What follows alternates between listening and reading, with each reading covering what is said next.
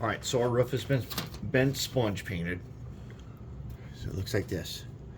That's the way we want it for what we're doing next. Now, as I said, that color is a cool color in the palette. It's got to be a warm color. But this whole thing is 3D printed, and there's like striations everywhere. At first I thought this was from a resin printer, but seeing this pattern, this is from a filament printer. So there are lines and stuff where all the passes of the print head, just like our printer, right there. It works the same way as our printer. All right, so what we want to do is, first we want this roof to be blue, but we don't want to just, we could just spray paint this and phone it in and call it good. We're not doing that. We got to do our best work here. This is an important project, and this model is going to be seen by people who don't like make models. So we need to make it look really good. And what we're going to do, since we've sponge painted the blue on now, it's mostly blue, we're going to take, I know you Warhammer guys, you're going to love it, the fact that we're going to use UltraMarines. Yes, we're using UltraMarines. So I know you Warhammer guys, you're going to love this, because we're going to do this UltraMarines Blue. And that ain't no coincidence. Yes, we're using UltraMarines. So this is a fresh pot. I'm opening her up, and I'm going to stick it in the pool noodle so it don't spill over. And then got our 3 cups out here. I got a nice, clean, flat chisel brush. And so I'm going to get a little bit of distilled water on it. And we're going to paint this thing UltraMarines. And then you're like, well, if you paint UltraMarines, you don't need to put Earthshade over it. But what is the purpose of putting the Earthshade on it? Why would we want to do this? And I'll tell you why. Because we got to change it from a cool color to a warm color to match the rest of the building, which is painted in sand and that dark brown color. So let's go ahead and let's see what we got here. Let's get a little bit of this ultramarine blue. All right, and then let's wipe her off up here in the cup, in the pot.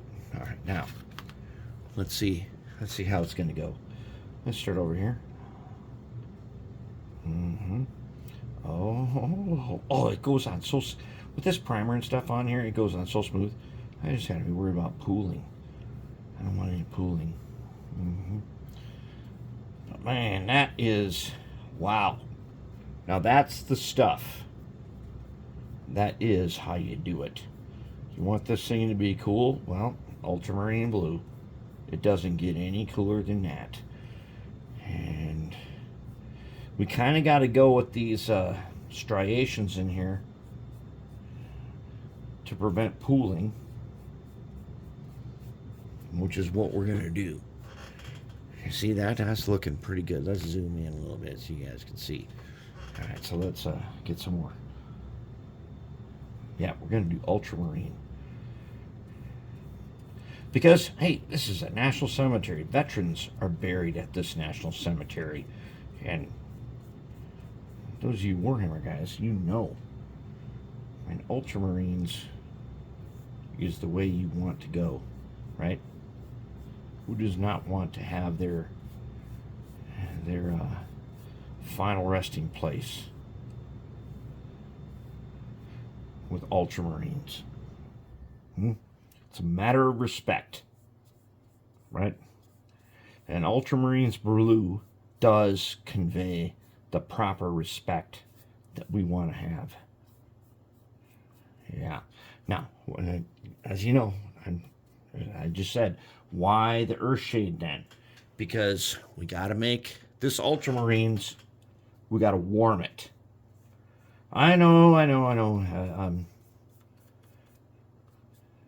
what you guys say, but you Ultramarines guys, you know that if we got to show the respect and we want this building to be built, then we got to tie it all together. And plenty of you have painted many an army in ultramarine blue. All right, so this rooftop has got to show the respect that it deserves. And we got to follow these lines in here. We can't go against these striations because it just doesn't work if you do. You have got to follow these or you can't get the paint on there. Wow, you really do have to follow these. You don't have a choice. You don't have any choice but to follow them or you can't get the paint on there. We can't go against... like going against the grain, but on this 3D print, we can't go against the striations. They are what they are, and we have to deal with it. We have to live with it, and we have to do what we can do to see if we can't make this thing the way it's supposed to be. I know it's just an architectural model, but still. It's important. So we need to do our best work, right? Starting to look pretty good, huh? Starting to look like really good, I think. I think that's starting to look really, really good. Yeah, UltraMarines was the correct choice. And doing it over the sponge painting means that the blue is going to go on perfectly. This is contrast paint. So this blue is going to go on perfect because we sponged it first. Yeah, see, we can get down there.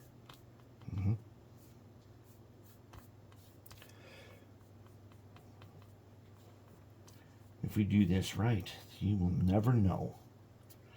No one will know but us what we did here. As many UltraMarines meet their ultimate fate, no one will know what we ever did here.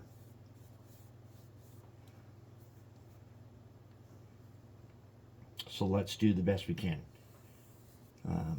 Those guys getting buried out there. I've been out there, and when there is no family, we find a family. But something that'll break your heart is when there's only one person, only one living relative, and then it's just us and that one person. So let's do the proper respect and make this thing the way it's supposed to be made. That's what we got to do. And okay, so this is going on pretty smooth. That bonding primer is very fuzzy, and that's one of the reasons we put it on here, because this is a 3D print where it's really hard to get anything to stick to it. That's why I wanted to sponge paint it first, and then we go over it with this, and we follow these lines, and then we're going to just mop them up until they fit perfect, so that you can never tell there was even a brush had been here. You will never even know that there was a brush here.